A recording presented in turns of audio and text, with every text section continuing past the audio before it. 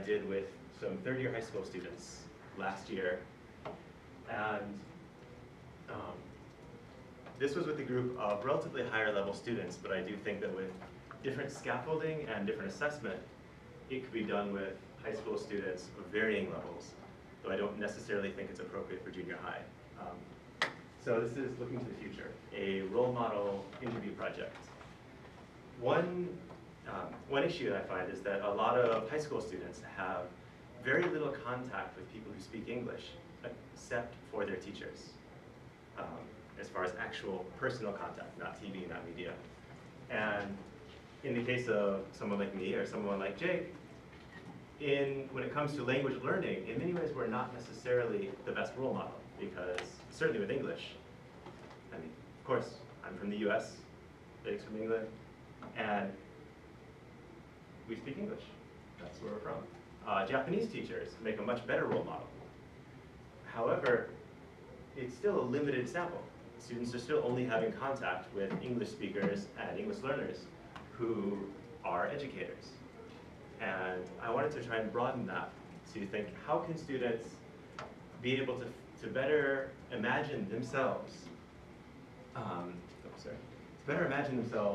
as a future speaker of English. So the task is to interview a non-native speaker of English who uses English in his or her daily life. And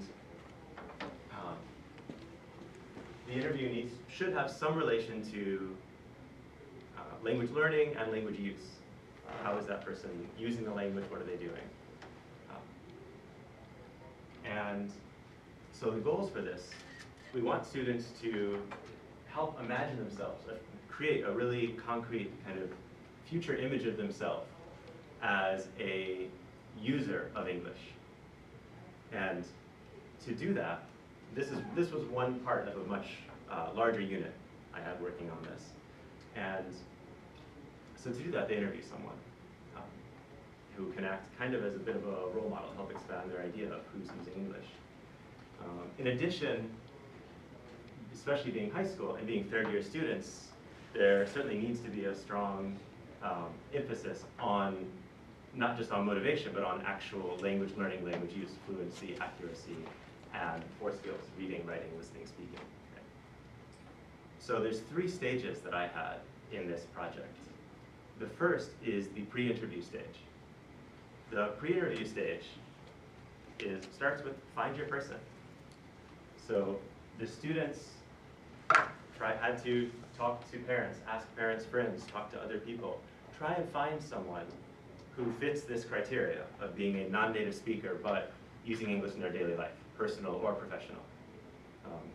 In my case, I told all my students found someone on their own, but I also gave them the option of talking to me for me to reach out to acquaintances and friends and other people if they wanted to talk to someone in a certain field, certain profession.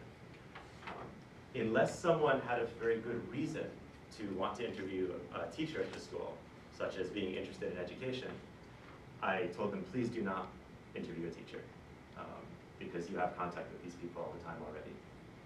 Some students are interested in education and did interview teachers. They need to prepare 10 main interview questions to ask this person.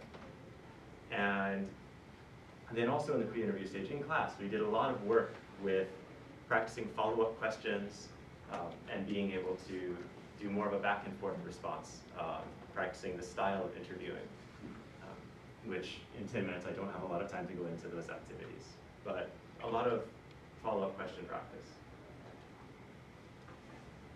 So the next stage was the interview stage. And the interview stage, they interview this person after finding them, getting permission to interview, by Skype, by phone, however they want, as long as they can record it, make an audio recording of it. All of my students use their cell phones for this. And interviews, I said, my goal was a 10-minute interview, but if the interviewee was happy to talk longer and the students could go longer, then I thought longer interview was fine. My shortest was about 8 minutes, the longest was 40. So in that case, they also have to, from their interview, So, I'm sorry, going back to the pre-interview stage, this is where a lot of the fluency work comes in class, practicing interviewing style and practicing asking follow-up questions, things like that.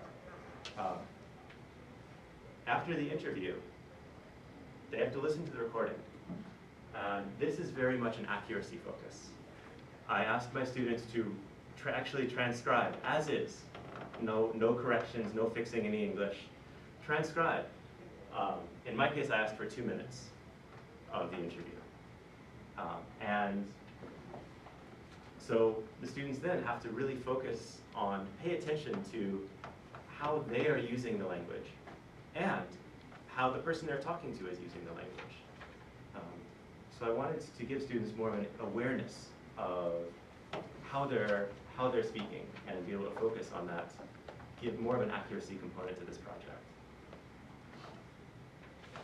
After the interview, it culminates in a summary presentation. The students give about a 2 minutes, 2 to 3 minute presentation in my case, about their interview. And I, as best as I could, tried to move students in the direction of not simply reporting interview answers, but rather to give the interview in more of a summary style of, here's a little bit about this person I interviewed, the basics about the person, and things that they learned from the interview that they thought were very interesting. Because in 2 minutes, they certainly couldn't report everything.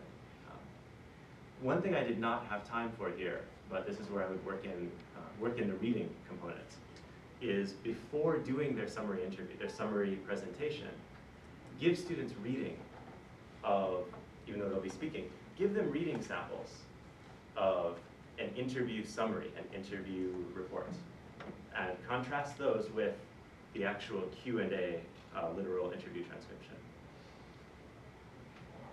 The last part of this project, to incorporate some writing, and also to get students to really think about this process and think about what they learned from this process, is a reflection paper.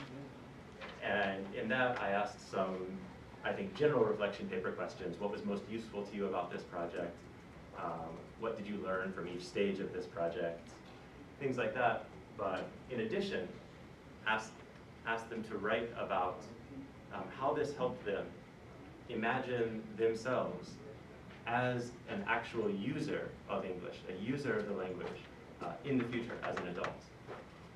And this was part of a bigger unit that also incorporated things like language learning histories, future projected language learning histories, that culminated in a longer reflection paper about themselves as a user of English in the future.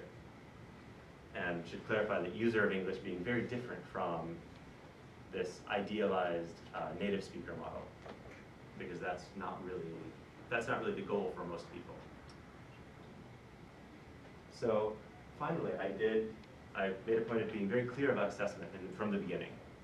And so there's the satisfactory, unsatisfactory, interview questions and interview recording is simply a matter of, did the students do it or not? And if students had unsatisfactory interview questions, I would ask them for fuller, more fleshed out questions before they interviewed the person. The graded aspects would be the transcription, the summary presentation, and the reflection paper. All of which could be weighted however you think would be good for your class. For me, transcription was a small part, just enough to give the students a little extra external motivation to do something that's essentially really Mindongsa. Like doing transcription, I mean, anyone who has done transcription, it's kind of a pain, but it's really useful in this case, I believe. So I made that an actual graded component. But the summary presentation and reflection paper were the main graded components of this. The main takeaway that I got from it, oh no, I'm going to hit my buzz, okay. Main takeaway is that students had very positive responses in general, but because this was done September and October of last year, they're third-year students. When they're jukense, when they're getting ready for their exams, it's just bad timing to do a larger external project, no matter how useful it is. So that is my very fast overview of this 2-month project. I hope it will be useful to the people here.